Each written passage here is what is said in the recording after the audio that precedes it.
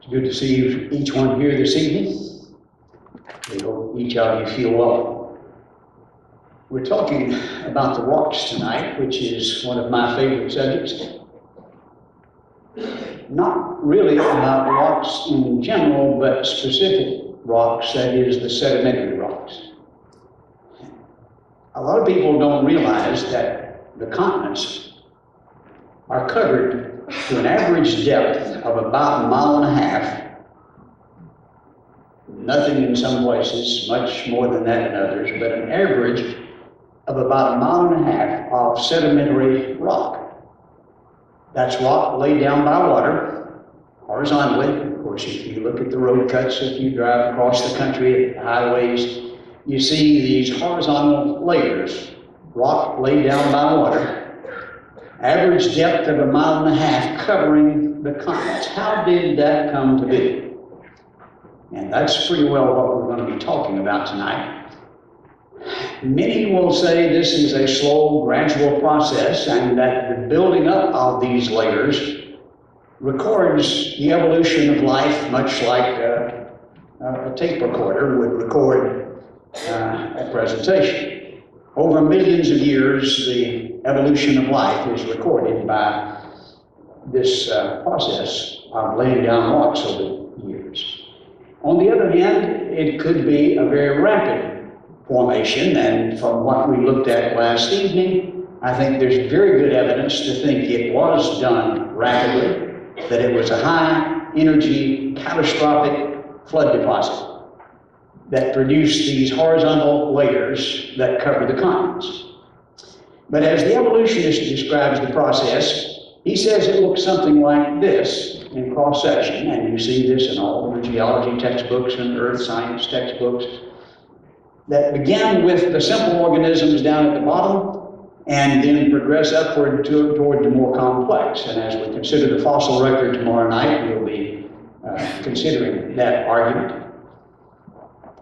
Number of problems with this representation of the rocks.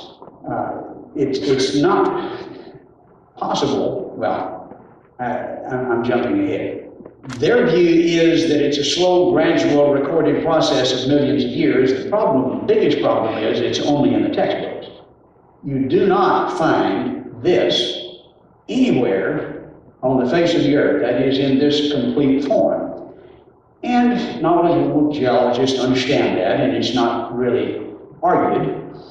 Notice the quotation from Physical Geology telling us how this is put together, where it came from. Leet and Judson say, because we cannot find sedimentary rocks representing all of Earth time neatly in one convenient area, which is of course, what's represented here. All of them together in one spot. We can't find that, he says. Because we can't, we must piece together the rock sequence from locality to locality. Now, they don't tell you that in the undergraduate textbooks. You look in the biology textbook, you see this, oh, this is what you find when you dig down in the earth. No, that's not the case. It's not anywhere. It has to be pieced together. This process of tying one rock sequence in one place to another in some other place is known as correlation. So it's correlated. Some may be from China, some may be from Texas. It's stacked together. Well, how do you know how to stack it? Somewhat oversimplifying, but obviously if you're an evolutionist, then the simple organisms go on the bottom. And thus, you build it through a process of circular logic. But point one is that this is not what you find when you dig down in the earth. As we read here from the Encyclopedia Britannica, the end product of correlation, which is the process by which it's built, is a mental abstraction called the Geological. Now, your teacher probably didn't tell you this was a mental abstraction, but that this is what you find when you dig in the earth, or at least that's the case in many instances. R.H. Raskell is describing the process by which this is correlated, and the fallacy of them turning around using it as proof of evolution, which is often the case, when he says it cannot be denied that geologists are here arguing in a circle he describes how that happens. The succession of organisms has been determined by a study of the remains embedded in the rocks, and the relative ages of the rocks are determined by the organisms they contain. Illustrated, again, somewhat oversimplifying, because I think there is, at least in a very general way, not in this ordered sequence perfectly in any one place, a general order for reasons that we'll describe in a moment. But a person says this is a primitive fossil. And of course, with a primitive fossil, that goes on the bottom. But how do you know this is a primitive fossil? Well, it's found in an old rock. Well, that would make sense, wouldn't it? If it's, okay, old rock, primitive, I understand that. But now, how do you know that this is an old rock? Well, it's got a primitive fossil in it. See, and what have we proved here? We're obviously not getting anywhere, which is what Rascal is telling us in the Encyclopedia Britannica. There are a number of problems that emphasize the fact that this is really fantasy if you're thinking this is actually what's there. In the first place, we're looking at mostly vertebrates represented in this picture, animals with backbones, and that's mostly what's not there. It's skewed dramatically toward vertebrates for, I think, a very obvious reason. What we find mostly are invertebrate marine organisms. 95% of all of the fossil record are not these vertebrates that you see in the column, but marine invertebrates, like maybe this is something that happened from the ocean that flooded. Of the 5% that's left, 4.5% are plants and algae. We still haven't gotten to the vertebrates yet, which is the maximum, the major thing that you see when you look at the geologic column. Vertebrates represent less than 1/100 of 1%, or about 1/100th of 1%. And yet that's almost the whole in the picture. You see how terribly skewed that is. But if you make it mostly marine invertebrates, somebody might get the idea this is a flood deposit, and I sure don't want to leave that impression. That was the impression of the founders of the discipline of geology, who understood it, and many of them wrote the rules that we still use today to interpret the strata.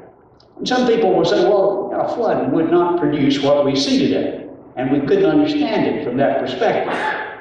And that's a very naive view. Notice, for example, that Nicholas Steno is today referred to as the father of modern stratigraphy.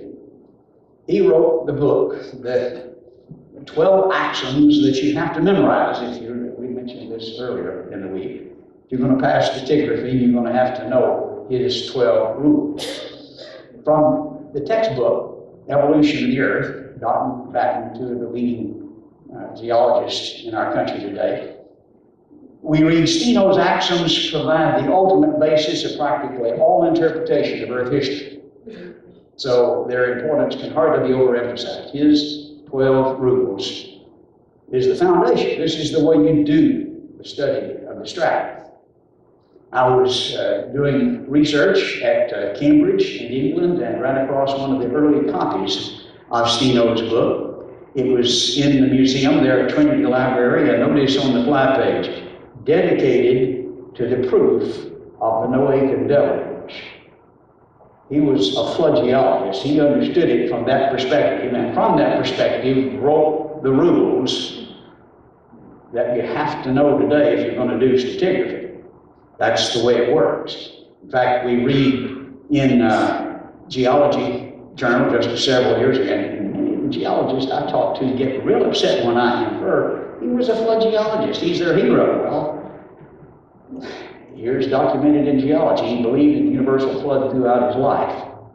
Building on his work, the Genesis flood was published in '61, which is the primary impetus for the modern creation movement today.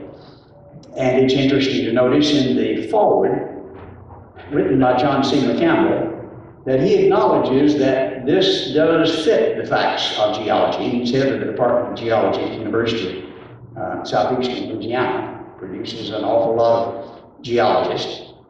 But in this, and he is a devout, evolutionary, long-age geologist, and says the facts, though, of geology do fit this interpretation, that the authors build a strong case for the interpretation and a serious challenge to the slow gradual view, which is, I think, very interesting. One of the questions we get is, well, where did all the water come from? You can't just make extra water, which is absolutely true. But there is plenty of water in the ocean, much deeper, I believe, than did exist at the time of the flood. Jacques Cousteau knows a little bit about the oceans. He said, were all the crust to be leveled, evened out, no land would show above the surface of the sea, the earth would be covered by a uniform sheet of water for more than 10,000 feet. That's about 2 miles of water covering the surface of the earth. Well, okay, maybe you got all that water, or maybe half of that much with some relief, covering the surface. Where would it go? And as a model that we can then test with the evidence, we know what's stated in Psalm 104, verse 6. You covered it with the deep as with a garment. The waters were standing above the mountains. At your rebuke they fled. At the sound of your thunder they hurried away. The mountains rose, and the valleys, or literally basins, sank down. So here was the flood covering the mountains. What happened? The mountains came up, and the valleys, or basins, sank down. We can illustrate it this way. Before the flood, we postulate mile-deep oceans, mile-high mountains, as a rough estimate. Well, here's the waters then, enough of them that would cover the mountains about a mile, with a mile deep in ocean, just roughly. At your rebuke they fled, the mountains rose, the valleys sank down. Now then we have an average of about 3 miles depth for the ocean. It used to be 1 mile, covering 70% of the Earth's surface. Now 3 miles deeper, it holds a lot more water with it. That's where the water went. And of course, eroded some of the upper portion of the deposit, but left about 1.5 miles of sedimentary rock covering the continents. It would leave groups segregated per their ecology. They would be buried where they lived, because that's where they lived together.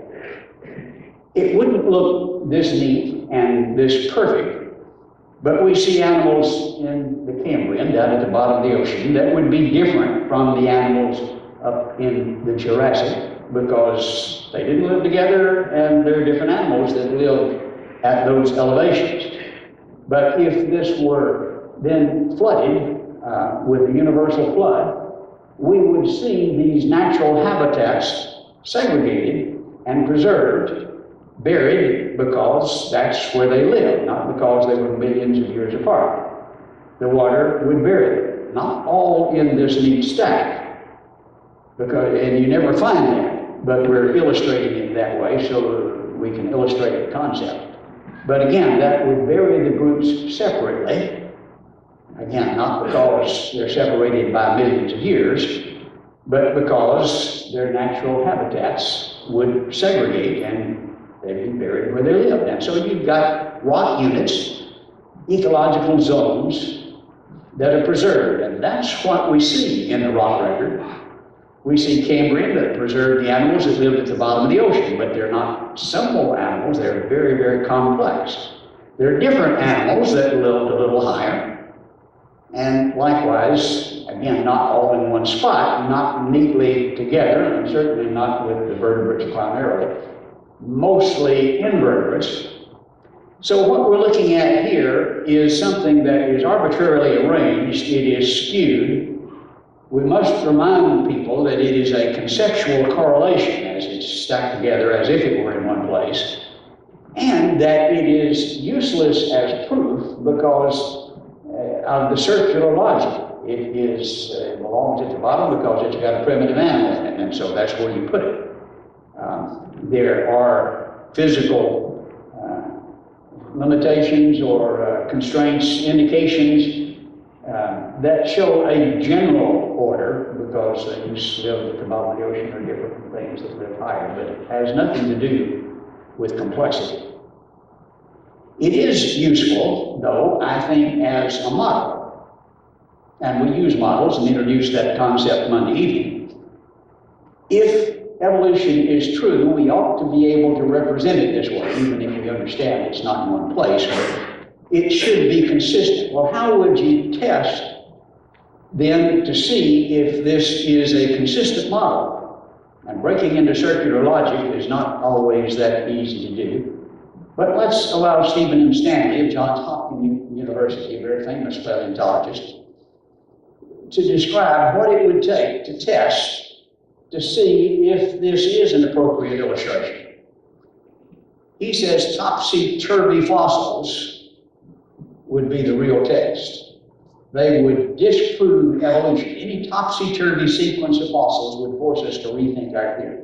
In other words, if you've got animals that are supposed to be down at the bottom that you find up at the top, this is a serious problem for one trying to say they're millions of years apart, and that's obviously contradicted if what's at the bottom found at the top. We'll call, well, the truth of the matter is this kind of thing is not what they rely on to test, because even though they acknowledge the logic follows, but it's not followed that much because we've got a bunch of examples of that. Niles Eldridge wrote a book with hundreds of examples of that, the title of the book being Living Fossils, fossils that are still alive, that were down much, much lower in the geologic column, sometimes right at the bottom, that are still alive today. We showed some bacteria similar to that.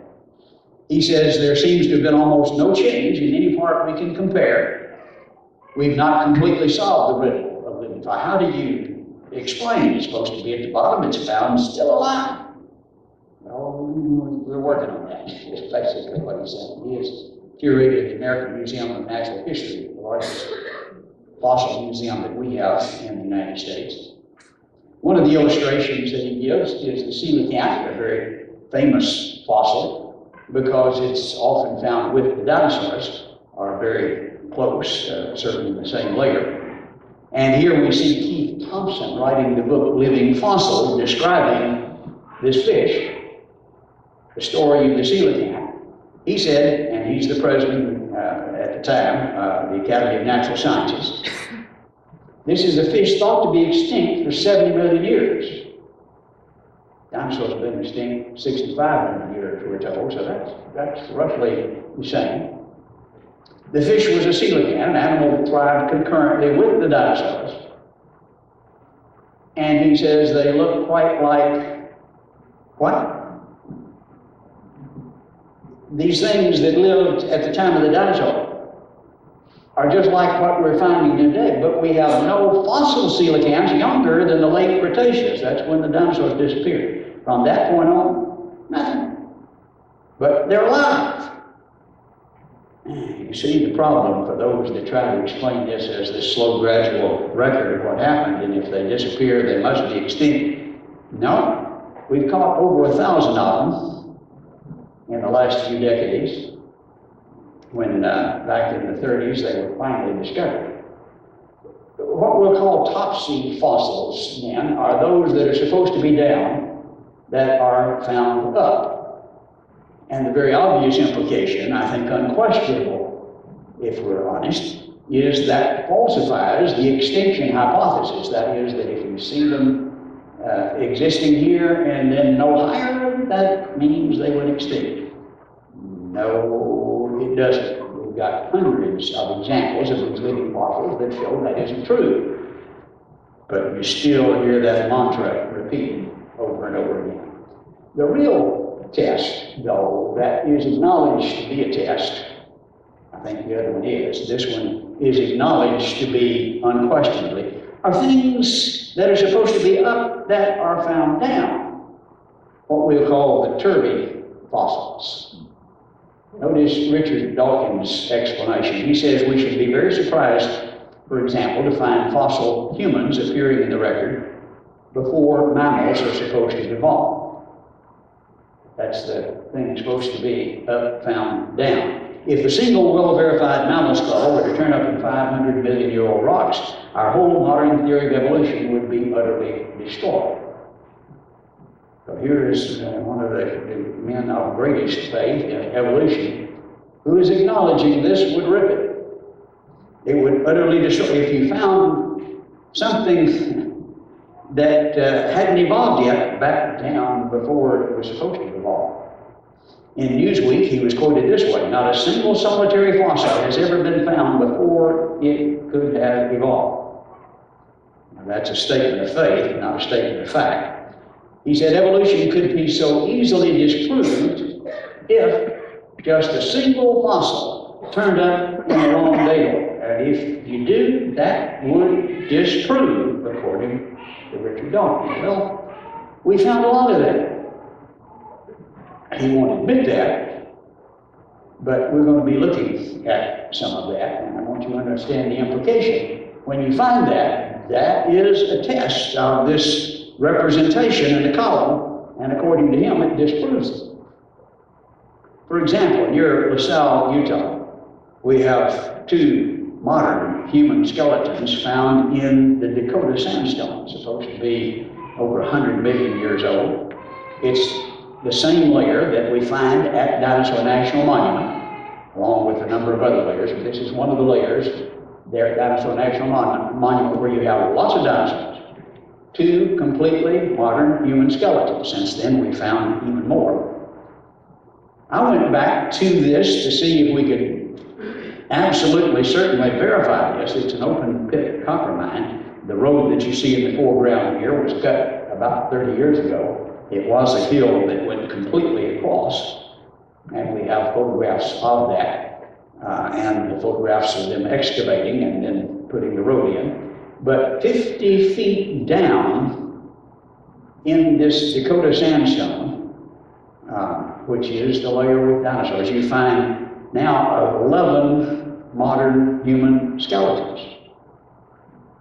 Now, that's not supposed to be there. They're supposed to be billions of years apart, but here they are buried together. Now, the one we just looked at is articulated. This one is not. It is not together as in life. These are just bones piled together. They're replaced with malachite, certainly not modern recent burials. They have no collagen, which is a rough rule. They have to be at least about 1,000 years old when all the collagen is gone. Some of them are replaced completely with the salts associated with the copper mine, here with turquoise. Here's a fossil jaw that is jewelry grade turquoise in the Dakota sandstone. This is a malachite replaced bone that I've just dug up and washed off with the canteen from one of these two skeletons, replaced with malachite, no collagen, buried in the same layer with the dinosaurs. How do you explain that? Well, maybe they crawled back in the cave and it collapsed on them, which no broken bones. Of the 11, 4 of them are female. One of them is an infant. No tools. Does that sound like a mine table? I don't think so. No tools at all. No broken bones. This is the kind of thing Dawkins was talking about when he says it would utterly destroy evolution. It would disprove this representation of the geologic column. But it has to be intrusionally buried. It's just, you don't have to find evidence, it just knows it is. That's as far as they look. He continues in this same description of what would falsify, saying, ironically, it's also the reason why creationists are so keen on the fake human footprints, which were carved during the Depression to fool tourists in the dinosaur beds of Texas. And how does he know they're fake? Well, they have to be because they're with the dinosaurs. The humans were separated by maybe 100 million years, and so they have to be fake. But it's the reason creationists are interested, because it would falsify. And it's really more interesting than the bones, because bones you can erode and redeposit. It's conceivable, back in a cave and it collapsed, maybe they're not where they look like they are, and they certainly do not appear to be intrusionally buried, but footprints can't be intrusionally buried, can they? They are where they're at. You can erode them, redeposit them, and so that answers this arbitrary objection that they did.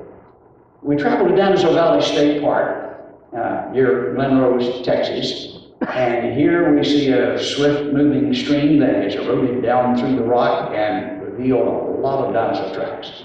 It's a real neat place to have a vacation, to come and see all kinds of dinosaur tracks that have been revealed, that were first found and described, at least, back in the 40s. By Roland T. Burr at the American Museum of Natural History, who did describe some human tracks found with them, but of course they couldn't be. It sure looks like it, he said. Reported in Science. We have clear, obvious dinosaur tracks, some of them rather unusual. This one is unusual in that it's not a depression, at least as it appears. It is. But we're looking at infill. Here is a raised, three-dimensionally raised dinosaur track. What happened there? Well, the dinosaur stepped, and then the material filled in that was harder, and then later, as erosion eroded away the matrix around from the track, it left that raised track in the center. This is raised infill, and that'll come to play in some of the evidence we'll look at in a moment. In addition to the dinosaur tracks, we find tracks that look like this. What in the world could that be? Anybody got any ideas? Well, it couldn't be a human track, because humans didn't live with dinosaurs. You know, they're separated by 65. And we continue to look. This one was just almost too good to be true.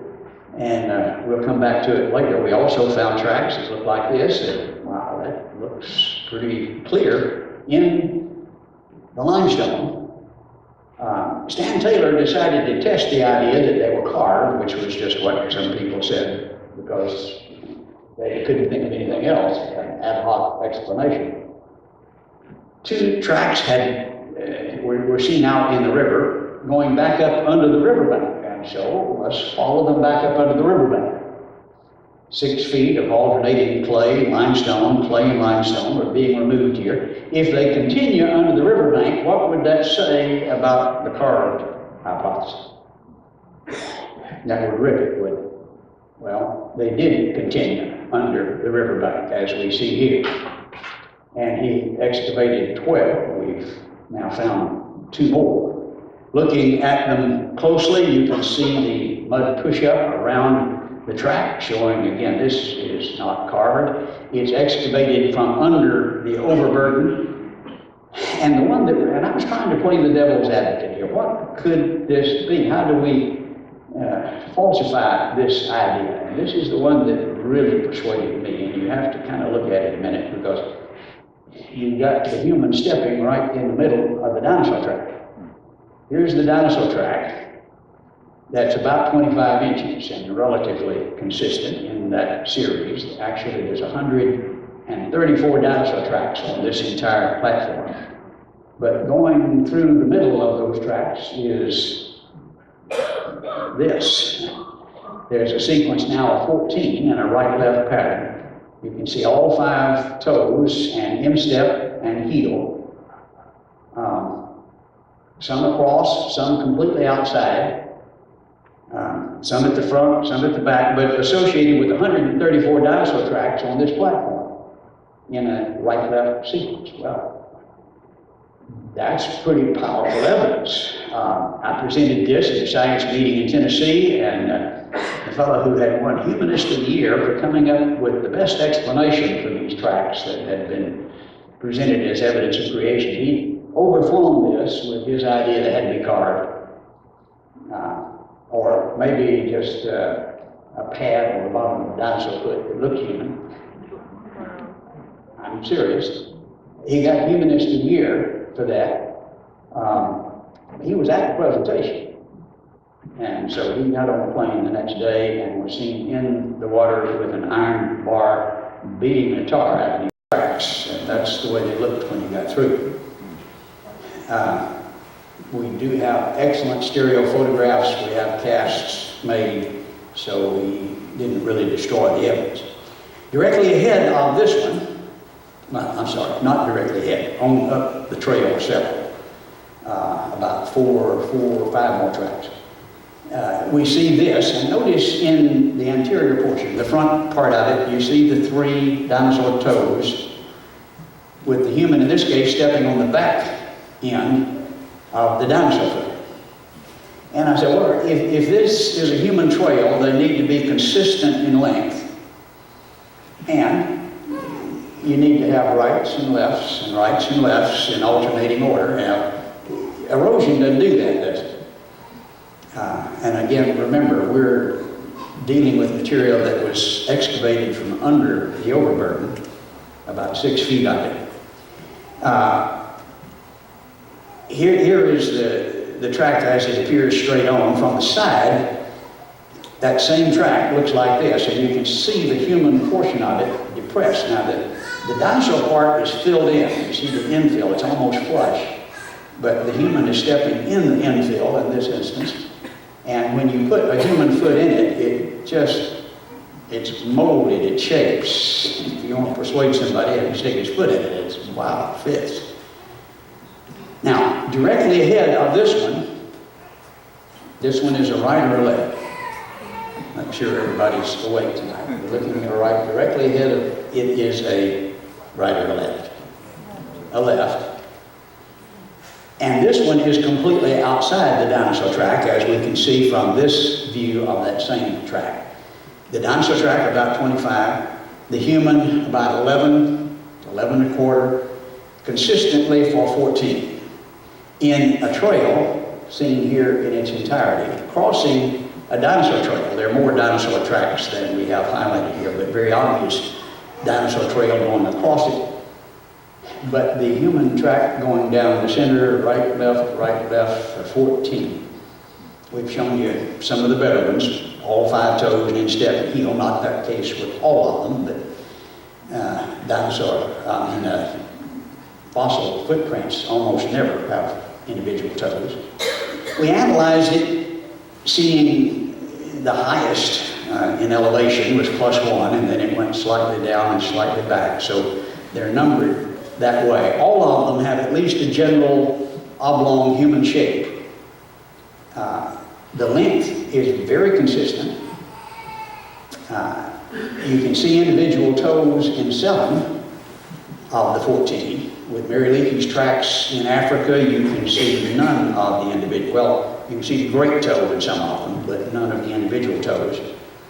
You can distinguish right from left in 12 of the 14. We did a double-blind test at Kansas State University in the psych department, first piling life-size pictures of each of the 14 footprints on the table. What are these? Without any introduction. Well, 97% said they look like human footprints.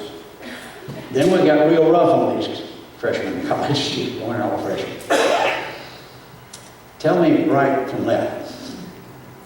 And their analysis of right from left correlated with our predictions 87% of the time. We predicted 12 of 14. It fit. None of them were inconsistent consistently. In other words, in the wrong place, certainly. It fit exactly what we predicted. And all of them had, of course, this consistency then demonstrated by such a test. Rights where the rights ought to be and lefts where the lefts ought to be. This is the way you do science. Now, Dawkins sits behind his desk at Oxford and said, no way. And won't come look. We've invited him. He refused. But this is excellent evidence. It is the perfect Turvey fossil because it can't be an intrusional burial. You can't do that with footprints, can you? Erode them, they're gone. You can't do it like bones might be. They can't be carved because they were excavated from under the overburden, and they can't be erosion because you got right, left. How do you tell erosion from carved? You look at the old man in the mountain. Sometimes you see a profile in the mountain, and yeah, that's erosion. But what if you look up at the mountain and you see 4 men in the mountain look like presidents? No, that's not erosion, is it? Here's 14 in a right-left pattern. That's perfect. That's just really good evidence. So what do they say?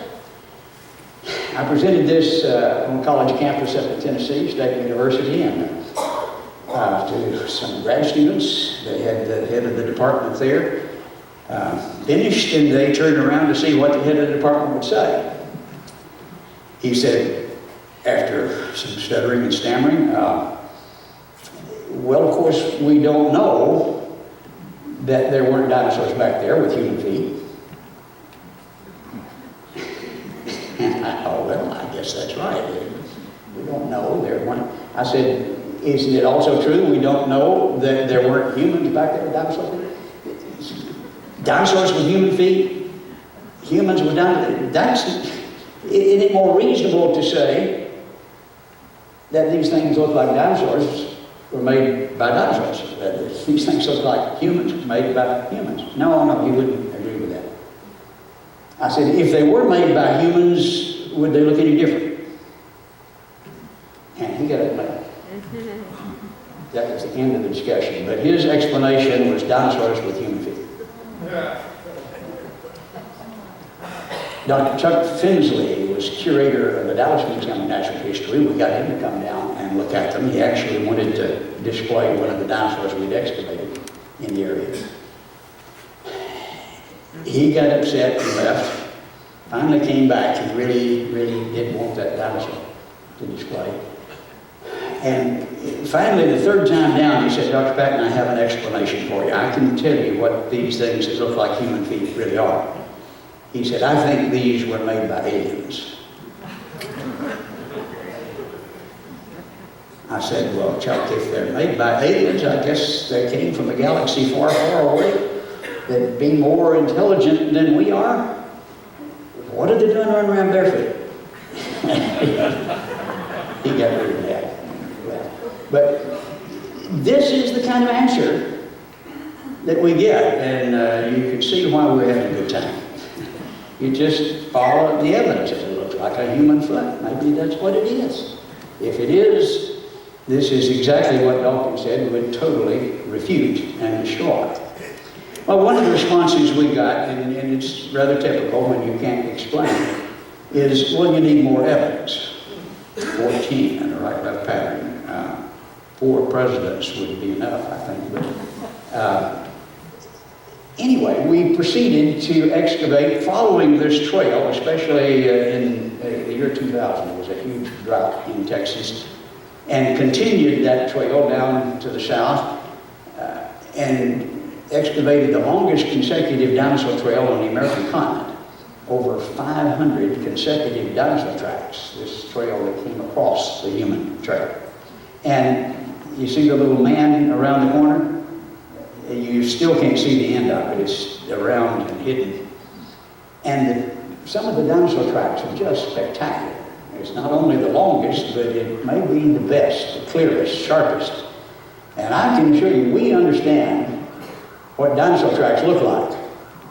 We excavated the longest trail in the American continent, some of the best ones there. And what we're looking at here is different. And I think it's really good evidence. All right, we're going to take a break at this point and see if some of you have some questions. Let's turn the lights back on. Of course, we'll have another session, and then I'll be glad to remain afterwards. We had a good time at Glen Rose, and always, when you can't answer, they say, and we didn't hear people answering that, did we? Don't feel bad, the professors can't either. But what we were told is, well, you need more evidence. Well, we went the other way, south, and found all this long trail. We went to the north and we found more evidence. This is the platform directly ahead, and there was another human trail. That's what I'll call it. It certainly looked that way. 15 this time. Not the same person, because the average length is slightly different, slightly smaller. It was about 10 and a half instead of 11 and a half. But certainly the upper range of the sizes that we see today. There were about 100 dinosaur tracks on the platform. But going right through the center is this series of 15. Now here, toward the center of that trail, you see 2 dinosaur tracks that we highlight. I'm sorry, we lost that. Here we go. The duck-shaped track is raised. The one on the right is slightly raised, not as dramatically as the one on the left, but both of them match. This is a pair of 2 duck-shaped dinosaur tracks. But look at the one on the right. Something stepped on the back end of it, didn't it? And what does that look like? Very dramatic mud push-up surrounding it. Looking at a close-up of that track, we see that slightly raised duck-shaped dinosaur track at the anterior portion, but the very dramatic track within the infill of the dinosaur track. You can see all 5 toes and instep, the heel. You can see actually the knuckles in the toes. And this is in a sequence of 15, again, in a right-left pattern. And guess what? They haven't said you need more evidence anymore. 2 trails that show the same thing. With this confidence, I guess you could say, reassurance, we went back to this track, which was, Dawkins says, has to be carved, and I was somewhat intimidated. Maybe it looks too good. Is there a way you can tell? This one was cut out of the riverbed back in the late 40s, and we know exactly where it came from. We've identified the spot. But can you determine for sure whether this is carved or not? Since it was cut out and not in sequence, that's a reasonable question. We sectioned across it.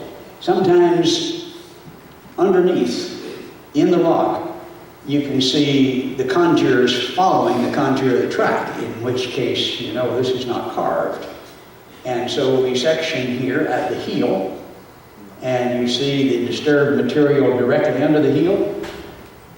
Is this carved? No, this is original impression in the rock. We presented this at a science meeting in Dallas, and the response was, well, this has to be a real track, but maybe it's a dinosaur track somebody carved toes on. Again, completely ad hoc, but I'm glad they did, because we proceeded to section across the toes. Now, this is a real reach, because sometimes you don't get any impressions under even the dinosaur track, but this was pretty fine-grained limestone, and so we sectioned across the toes, and this is what it looked like at the cross-section, actually with a black light shined on it to see the structure better and then color corrected. But under each of the toes you see structures. Here's the great toe, and you see this mustache shape, which is textbook example of load-bearing structures, and actually similar ones under each of the toes. The most dramatic and most obvious is the great toe. So that both heel and toe verify that this was not carved, and has become very good evidence. Then in the year 2000, it just was almost too good to be true. And it looked too good to be true. This was brought to us. It had actually been found earlier, and he only saw the dinosaur track, but when he finally cleaned it up, wow, look what's at the front end of it.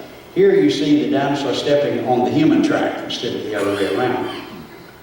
Well, this has to be carved, would be the obvious response to that. Now, we know exactly where it came from, but could it be? And I think that's a good question for something that looks that dramatically obvious. We really didn't want to destroy it by sectioning, so now then we have the technology of being able to section with the spiral CAT scan. So we subjected this to about 300 sections. But when you cut it right across the toes, you can see the line there showing where this particular cross-section is. You see where the dinosaur toe fits, and you see where the human toe fits. But look under that human toe. You see the following contours, the disturbed material directly under it. Is this carved? That is original impression in the sediment that is demonstrated, and actually the other slices show the same thing. I think this is perfect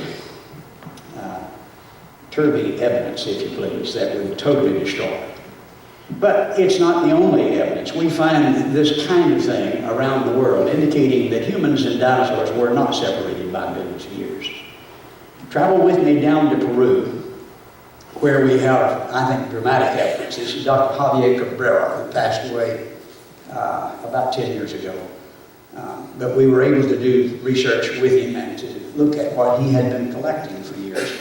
His father actually began collecting burial stones from the Inca tombs in the 30s, and then he continued. He has over 11,000 of these burial stones. We were actually able to get into and help excavate some of the tombs. Really spooky places. Women die, they bury with their children. Anyway, notice in the foreground here one of the stones in place. And the interesting thing about these stones is they have seams carved on them. Of the 11,000 that Dr. Cabrera has, about a third of them have dinosaurs on them, and this is from approximately 2,000 years ago, 1,500 to 2,500 maximum on both sides. The Inca burial stones, this is a much larger one. This one is almost 3 feet tall. And notice the dermal frills on the back here. We didn't know about that until fairly recently, when Mr. Sinclair represented Brontosaurus, as it was called then. He didn't have that on the back. He's got a smooth back. This was first published in Geology in 1990. But 2,000 years ago, down in Peru, they knew. They had the dermal frills. Some of them are large stones, as we see here, with carvings all the way around, some very artistically done. Here's shades of Jurassic Park, as we see the man with his foot being eaten by the dinosaur, again with the dermal frills. You see the variety of shapes and materials of stones and of critters. And since Dr. Cabrera passed away, they continue to be excavated from the tombs. Some say, well, he carved all 11,000. He was head of the medical department at the University of Lima for 20 years, and then retired to be cultural anthropologist in Inca. He established the first teaching hospital there in Peru. He performed the first heart transplant. And I mean, this is a very famous and very credible scientist. He didn't go around carving burial stones. 11,000 of them. That's about the best they can do. This one I do have in my collection in my museum in Hot Springs, Arkansas, excavated in 2006, 4 years after he passed away. You also find the burial cloths. I have 2 of them in my collection. And notice the dinosaur motif that you see on the cloth. This is another example. You also see the dinosaur motif on the pottery that dates back to about 2,500 years ago. These are the Moshe vases. And several of them are on display in the National Museum there in Lima. This one is with the sign on it that says 2,500 years old. In northern Peru, you have gold death masks, a lot of gold artifacts. In fact, there's a whole museum there in Lima, the Gold Museum, it's called. But notice on either side of the face, You have the big teeth and the dermal frills on the back and the tail that comes up over on both sides. They're representing here this creature that's supposed to scare off the evil spirits, is at least what has been proposed. You see that with the burial stones, with the burial cloths, with the pottery, with the death masks, gold death masks. These are perfect turvy fossils from all over the place. That says they were seeing dinosaurs 2,500 years ago, 2,000 years ago in Peru. They haven't been gone 65 million years. Nor is it exceptional. We traveled to the central highlands of Mexico, state of Guanajuato, in the city of Cambaro. There was an archaeologist that traveled from Germany with his 6 sons, really to escape the Nazi oppression. And in the early 1900s, began to do archaeology work there and found several things, several cultures he's credited with having discovered. I went down with Dr. Swift, who is an archaeologist who's up in Oregon, Beaverton, Oregon. We made 6 trips over 5 years, and to look at the collection of ceramic artifacts that were discovered by Geological, the one who had come from Germany. There are over 30,000 of these figurines, and about 10% of the figurines are of dinosaurs. The thermoluminescent dating indicates about 4,000 years for the age, and the cultural dating agrees with that. They're found associated with the Chippewa culture, which is dated 4,000 years ago and buried often together. Over 2,000 dinosaurs about 4,000 years ago. Now, that doesn't mean they're separated by 100 million years or 65 million years. They were seeing them, and some of them were represented standing up. Bacher told us that, and then Spielberg convinced the world they were able to stand up. We didn't know that more than 15 to 20 years ago, but they knew it 4,000 years ago down in Mexico. A wide variety of dinosaurs are represented in this collection. Any question? I mean, it's some of them rather crude, some of them very artistic, some of them almost comical. This is my wife's favorite. But of course, you don't have to have the human associated with them to know humans did this, but many of them are. But the obvious conclusion is that man and dinosaur lived together, clearly represented 4,000 years ago down in Mexico. Then we traveled to France, land in Paris. Okay, my wife says, I believe I'll go with you on this trip. And go through the Louvre. Here in the Louvre, you see the picture of Sir George slaying the dragon. And what does the dragon look like? This was carved in 1509. Sir George slew the dragon about 1265. But you look at a close-up, with the exception of the wings, which somebody seems to have tacked on, this looks exactly like a T-Rex, with the scales and teeth and all. We traveled down about 70 kilometers to the south to Chateau de Chambord, supposed to be a hunting lodge, built beginning in the 14th century. Spectacular building, covered with all kinds of carvings. Most of them look like this. You see the scales and the claws and the tail and the huge teeth, the long neck, breathing fire. It's interesting, maybe. But the place is covered with them. You look up on the ceiling, there are over 700 dinosaurs carved on this hunting lodge. Francis I, back in the 1400s, what was he hunting? Here's a picture where you can see what's on the ceiling there, on the doors, on furniture, on the fireplace. Over 700 of them. This is one of them.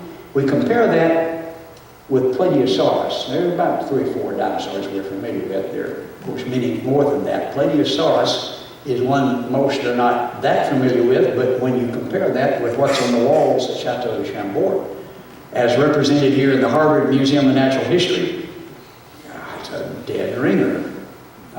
Over the fireplace, one of the fireplaces, we see this representation, again compared with that Harvard representation. That's a Plateosaurus. Then you go about 20 kilometers to the south, you go to Chateau de Bois. This is where Joan of Arc actually came to get her blessing. It began actually in the 12th century, and all over it, to the arrows, you see this same dinosaur. You see a different one, though, in the throne room that I have presumed to sit on. And that tapestry in the background, notice the dragon-looking, dinosaur-looking type.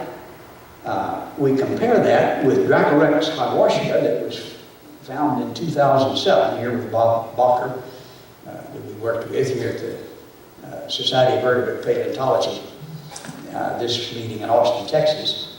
But you compare that skull that looks very much like a dragon, and by the way, some people say, well, why don't you have dinosaurs in the Bible? King James was translated in 1611, which set the pattern for many of the translations. The word dragon, or dinosaur, was invented in 1843, not 1611. No word for dinosaur until 1840, invented by a creationist, by the way, Robert Owen. But here is one that looks very much like a dragon, which is used throughout the King James. Compare that with Dracorex hogwartia, the fossil, and guess where this fossil is now? It's in Indianapolis at the Children's Museum. Get a chance to go by and look at it. It's a very dramatic dinosaur head that looks very much like a dragon, and so they call it Dracorex hogwartia for you Harry Potter fans. There's also a small juvenile hadrosaur, the duckbill type dinosaur that you can see represented on the internet that looks just like what's on the tapestry, which is from the 12 to 1300s in the throne room in Chateau de Bois.